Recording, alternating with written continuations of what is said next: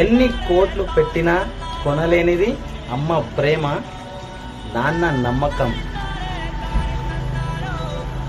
మిగతా ప్రేమలన్నీ బూటకం, ఈ నమ్మకాలన్నీ నాటకం. సొసైటీ అనే ఊబిలో పడి నా అనుకున్నోళ్ళని దూరం చేసుకోకు. నీ మీద పెట్టుకున్న నమ్మకాల్ని వమ్ము చేసుకోకు.